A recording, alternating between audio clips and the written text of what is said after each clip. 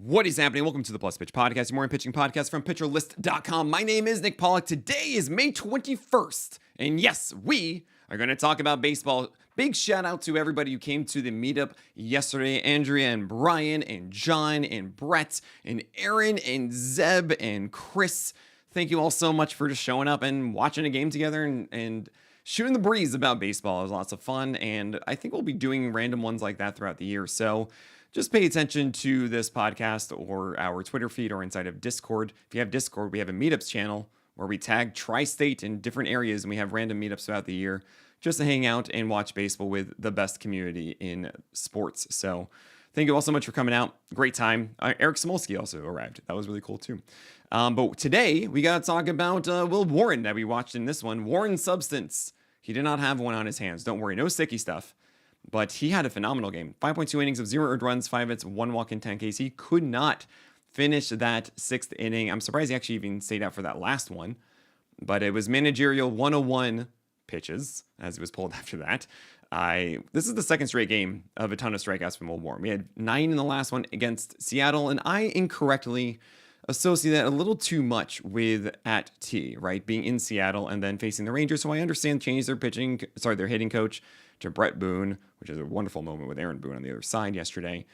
And I thought that maybe the Rangers would give a little bit more pressure to Will Warren in this one. Now, 13 whiffs and 10 strikeouts is a little strange. Sinker backdoor to righties is becoming a thing for Will Warren for called strikeouts, which is cool. And overall, the package here has never been in question when it comes to this stuff. It's always been about the polish of throwing what he needs to throw in a given count and executing an at-bat. And I do feel that against Seattle, he was executing a game plan, but he would mess around with a sweeper too much, and he had low strike rates. And I don't like the strike rates of the changeup and curveball here. 6/18 with those two pitches is not it. But four-seamers to right-handers makes him a little bit better than the typical sinker, cutter, sweeper guy, as it is a low attack angle. And it can be very effective against righties. He has a decent amount of vert on it, about 16 inches of vert, 5/32 whiffs on that four-seamer. I will take that all day. I don't like, though, the overall precision of left-handers still. I like what he does to right-handers, not left-handers. I think you have to go with Will Warren. I think this is what development is. He is obviously having some success now, which is great. I don't think he's going to go double-digit strikeouts a ton, because he should be more inefficient, I think, with what he offers right now. That said, you kind of need to roll with it, even if it's Coors and the Dodgers and Fenway moving forward. It feels like one of those that you tough out, and you get the benefits throughout the summer and fall. So maybe a little bit of a Roop situation, but overall, the entire arsenal is better than Roop's. Keep that in mind. I think that Roop is in a little bit better of a situation when it comes to the team context and allowing him to get longer in games and defense behind him. As I'm saying that, I'm like, well, Warren's in a really good one.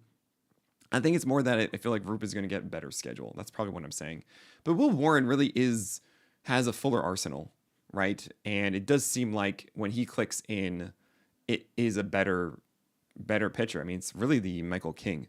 So I'm excited about this with Will Warren. It's just, what are we going to see consistency-wise with strikes, as we've had low strike rates on multiple secondaries, even in these high strikeout games. All right, we have Bailey Falter. Oh man, I was so excited about this. I really love going against the Reds on the road, right? Rolling out the Reds carpet is such a real thing at the moment. And Bailey Falter had 7.6 feet of extension, and then 7.3 in this past one. Oh no, what was me? But the four-seamer has good vert. It's 19 inches of vert with that extension, which means this 92, 93 mile per hour fastball all of a sudden feels like it's 95, maybe more, and it's harder to hit. And if he keeps it upstairs, it's okay. He just doesn't have anything else. And he spotted it well. It was against, again, Reds on the road. So 7 innings, 0 runs, 4 hits, 0 walks, and 5 Ks. I added him in Guillotine League for $1, and it was so fun to be able to stream this in that kind of league, where it's all about volume and everything. And I cannot wait until he's traded. Yes, I do think that Bailey Falter will be dealt, because why not? Bailey Falter is, I think, the best buy low for any pitching organization, right? That's why I joke about the Rays and everything, about them wanting to take Bailey Falter and really figure out something else outside the four-seamer for him to lean into. No, it's not the splitter. He got away with this down the middle of the plate a ton. You do not want to go after Bailey Falter. Again, this is kind of like Ronel Blanco, where you have the wonderful game against as you stroll down the Reds carpet, and then it's not good after. Like, yeah, that's Bailey Falter. Yoshinobu Yamamoto went 110 pitches. Wow. And he finished that 7th inning against the Diamondbacks, but it was an ace performance. I mean, 9 strikeouts, 3 base runners, 0 runs. Oh my gosh. His cutter and sinker was more involved, which is pretty cool. And he had a really good splitter and curve to lefties. It was great. 45% CSW with that curve is not what I normally see from him. And if you can do that all the time, there's, oh boy, amazing. Remember that guy with the Rangers who I thought was going to win a roster spot in their rotation because he was throwing 95 in the spring and he just made all the sense? Yeah, that's Adrian Hauser. And out of nowhere, the White Sox were like, yeah, sure, whatever, we'll let you start this game. He threw 90 pitches against Seattle in Chicago, got a win, 6 innings, 0 earned runs, 2 hits, 3 walks, 2 Ks. What an awesome moment. Adrian Hauser is like, dude, I was right there, Rangers. What are you talking about? Why are you not letting me fly? And then no one takes him, except the White Sox just go, fine, let's do it. And yeah, it's a gold star, duh. 7 feet of extension with 95 mile per hour four-seamers. Amazing. It's pretty good. That's great. He exploited the above average extension with his sinker. 70% strikes on that, 30% CSW. Like, Adrian Hauser is normally 92 and change. So to see him at 95 with that extension and locating fastballs, yeah, he can be effective. However, it's the Mets next. I don't want that one. You know, maybe he gets away with it still. He gets those outs. You know, it's only 2 strikeouts and 8 whiffs, but he's all about getting that weak contact based on that extension and now higher velocity with 2 fastballs in the zone. That we've seen work before. Chris Bassett against the Padres, 80% strike curveballs. Thank you. I wrote 80% curveballs. It's not 80% curveballs. It's 80% strike curveballs. My apologies, everyone. But yeah, that was 6 innings, 0 runs, 4 hits, 1 walk, and 6 strikeouts for Chris Bassett. That is the version of Chris Bassett that we like. I mean, it's as long as those curveballs get strikes, Bassett will be effective. And he has a good enough sinker and cutter for everything else that, yeah, he should be fine. But it's is he going to have that curveball again or not? Is really the question at the moment. He does get the Tampa Bay Rays next, so I guess we cash that in against Kevin Cash, right? It feels good. Logan Henderson. Oh man, do you pick him up? You might want to. 5 innings, 0 runs, 2 hits, 2 walks, and 7 strikeouts. 20 whiffs for a gallows pole. Eric Samolsky yesterday was like, what's going on? How did he do this? Because he has a flat four-seamer, 1.6 height adjusted VA with 17 inches of vert, 93-94. He crushed it upstairs with that. And then changeups were great. They were down. It was a full-on Blake Snell blueprint against lefties. What's funny is that against righties, he had success with changeups middle in, as if there were like 82 mile per hour sinkers, essentially. Pretty cool, honestly. I love seeing strange things and going, huh, that's interesting. And like a scientist, you see that, oh, interesting. That's the best word a scientist can give you, unless they're experimenting on you. Logan Henderson is someone that can be very good if that four-seamer and changeup are constantly like that. I don't love the secondaries a ton outside of it. That is the breaking balls, I should say. There are some cutters that are interesting. I believe there's a sweeper. I might be wrong about it, but obviously it's not that amazing. Long story short, he gets the Pirates. You should roll with that. Logan Henderson throwing high four-seamers with changeups underneath is good. Pitching in Miller Park is also good for pitchers. I think they're the second highest behind Seattle's T-Mobile Park at T, where second highest in strikeout increase for pitchers, which is good. Brandon Moulter made his MLB debut against the Rays, and I gotta say this is impressive because 5 innings, 0 runs, 3 hits, 1 walk, and 5 Ks and 80 pitches for your MLB debut is amazing. Now the stuff wasn't. 91 mile per hour sinkers with a focus on cutters and sweepers. Very hittable changeups to right-handers. As a lefty, you don't really want that. Kind of reminds me of Yarbrough a little bit at first, but then it's a little bit harder and not as nibbling as he does.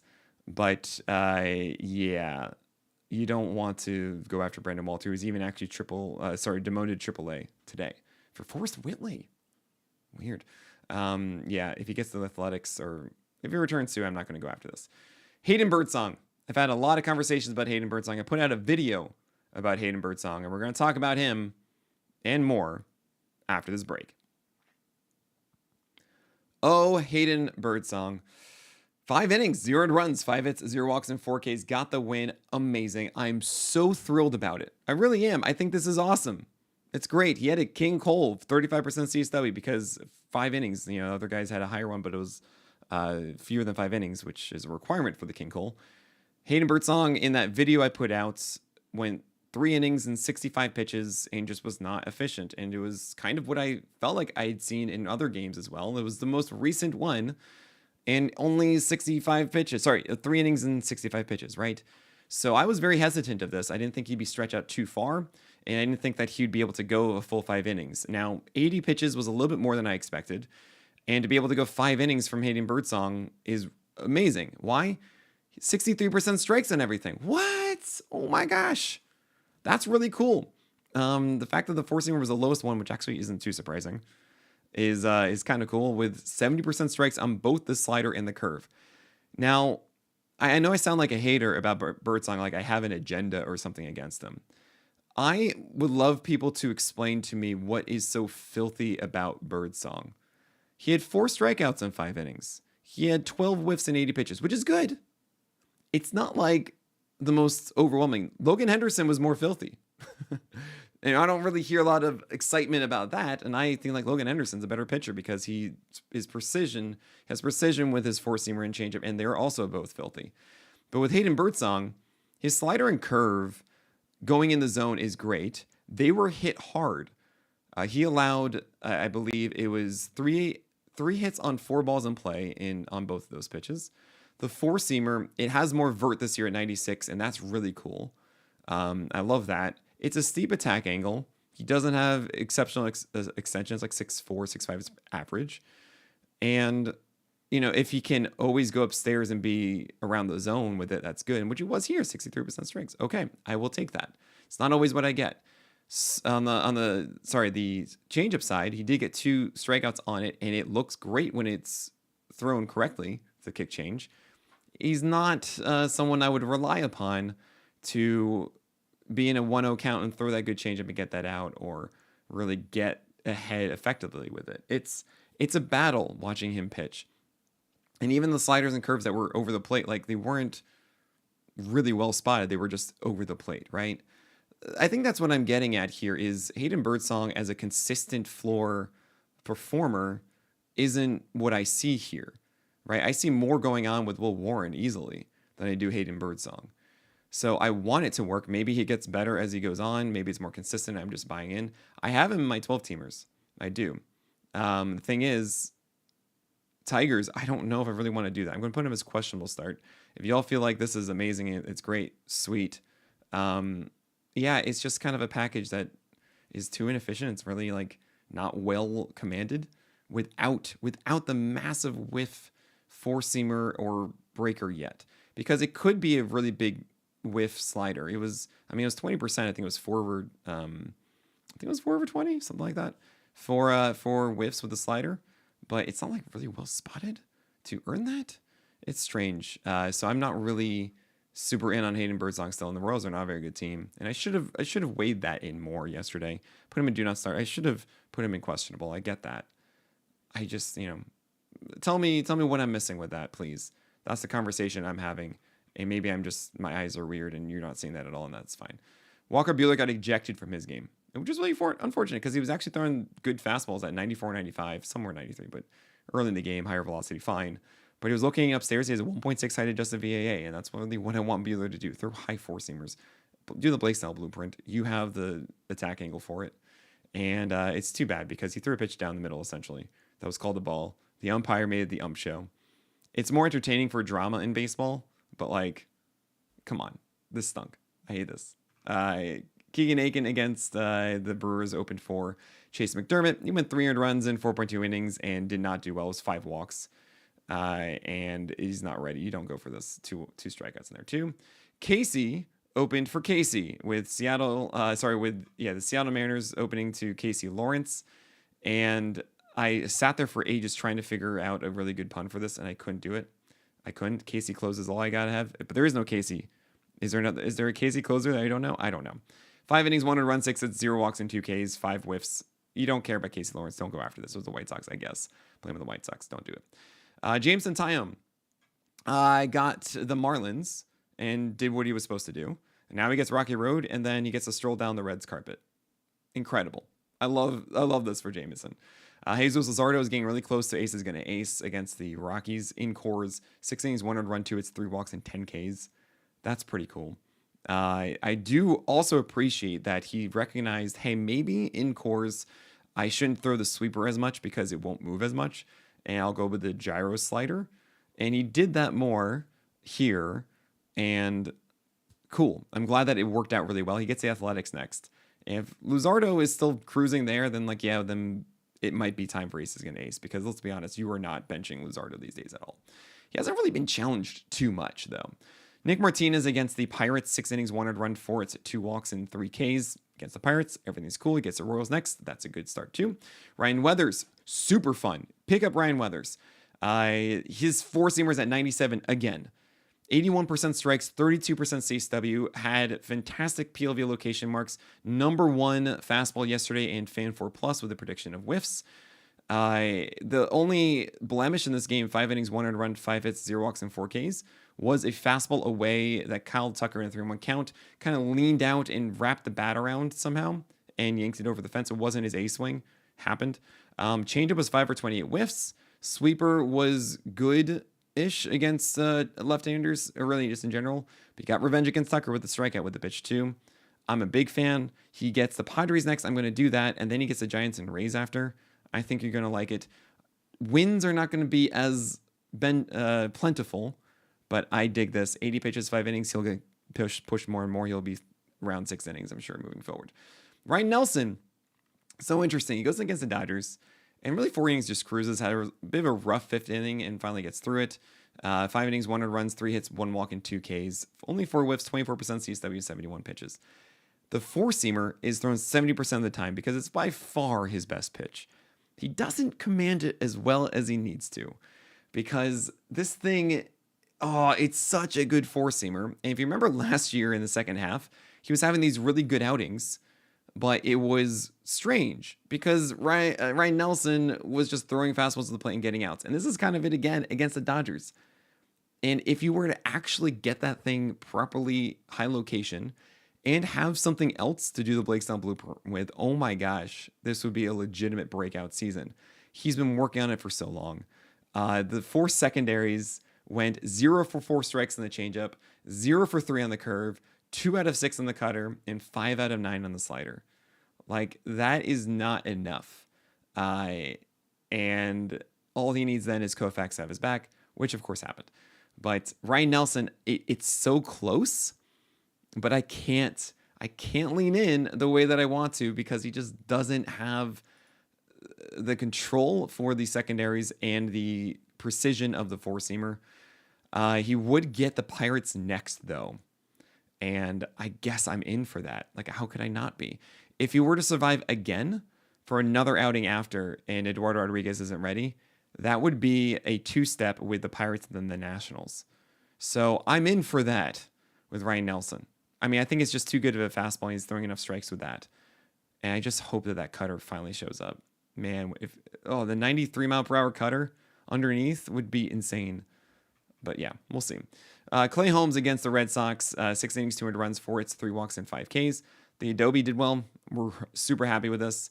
And, 40% strikes between 32 changeups and sweepers combined doesn't help my whole, hey, he's not very efficient kind of thing. But I'm really happy that he kept his slider down, his sweeper down, his sinker down, his changeup down. Even though they weren't strikes, they were down at least. And that really helped out with everything else. So I'm just calling him a Holly and moving on. I don't love watching Clay Holmes, to be honest. I think it's very pedestrian. I mean, this was 2, 3, 4, 5, 6 all in the same line, which is kind of cool. But yeah, it's just 5 strikeouts. It's a 117 whip. It's kind of a Bailey special. Okay. Zach Littell against the Astros survived. 5 innings, 200 runs, 7 hits, 0 walks, and 6 Ks. He went dancing with the disco as we expected.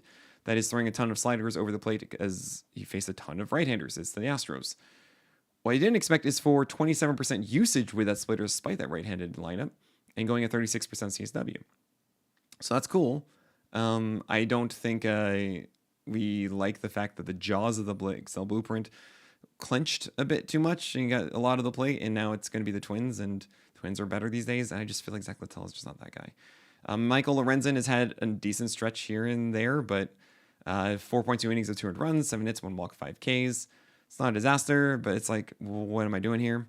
And the good news, he goes sinkers in to right-handers and sweepers away, or sliders away, and then he gets the Reds carpet next. So put on your lovely suit and tie and have a nice stroll. I guess we're fine with that one in a questionable start. You have Dylan Cease doing Dylan Cease things in a good way-ish. 7 innings, 3 runs, 3 hits, 1 walk, and 6 Ks against the Jays. It's still so funny to me how good his pitches are in accuracy against right-handers, and then like lefties is just, what do I do? It's just the tale as old as time for Dylan Cease. Oh man. Tarek Skubal against the Cardinals. Got a Philly, 5.2 innings of 300 runs. Oh man, just didn't quite get through, but 8 strikeouts, so everything is fine. Mitchell Parker, 5.1 innings of 300 runs, 6 hits, 1 walk, and 4K. Just 1 out of 47 four-seamer whiffs is terrible, but he did get outs, and he nearly made through a poor quality start just doing that. I like that the slider is back against lefties going down and away, but this is not the breakout for Mitchell Parker. He's still pretty much being the same guy, and the same guy I don't want him to be. I want him to be more than this over time. Patrick Corbin went against the Yankees, and it looked like he was surviving for a while. And then 5 innings, 300 runs, 5 hits, 2 walks, 3 Ks, a porch shot from Judge included, really made this tougher. Actually, I take that back. I believe that was in relief. Long story short, though, I'm proud of Corbin for this. He gets the White Sox next. You might want to do that, maybe, in a desperate quality start league. I don't love it. I think the floor is too low to justify the ceiling for Corbin, but maybe that works, John. He was asking me about that last night. Antonio Senzatella did his whatever, and he got a very, very poor quality start, except in 1 extra run. So it's like very, very poor start is all that is. Okay. You have Kyle Hendricks against the Athletics, 5.2 innings of 400 runs, 9 hits. Yeah, he just tried really hard to do his whole thing, and he almost, recovered. It was 4 earned runs early, and then he almost got back to it. Gunnar Hoagland was on the other side, 4.2 innings as well. Actually, not 5.2, but 4.2. 5 earned runs, 6 hits, 2 walks, 5 Ks. Oh, man, he was, like, really close, and then he allowed, like, a 3-run homer, and I'm just, never mind. I think that the changeup can be so good. The four-seamer can be very effective, and those sweepers to right-handers away are good, but, oh, boy, it was just kind of off around the board, and everything got tagged a bit. Gunnar Hoagland, yeah, not fully polished, but I think still a decent arm, and I really regret, staring at it, I have Will Warren, Ryan Weathers, Bailey Falter, all as streaming options, and I decided to put Gunnar Hoagland against the Angels, and I shouldn't have done that, because Sacra Verde is not a good place to pitch, and I was dumb. I was dumb. Peelbot took advantage of me. I hate it. And last two here, we have, of course, Eric Fede. Not really doing a thing that you want him to do, which is start against the Tigers. You want Eric Fede to start against not good offenses. And, of course, he didn't do well because it was the Tigers. All right. But then there's Spencer Strider, and it was against the Nationals. And, yes, the rules of still ill are generally a good rule to listen to. If you have Spencer Strider, you're like, whatever, it's Spencer Strider. I just want to do this. And it's Natty Light. I should do this. Well, he wasn't very good. And Spencer Strider in the past, when he's been excellent, has been at 97 miles per hour with overwhelming four-seamers upstairs for the most part that set up a vicious slider underneath for whiffs. This was not that. This was a 95 mile per hour fastball that went 3 for 41 whiffs. 3 for 41 whiffs.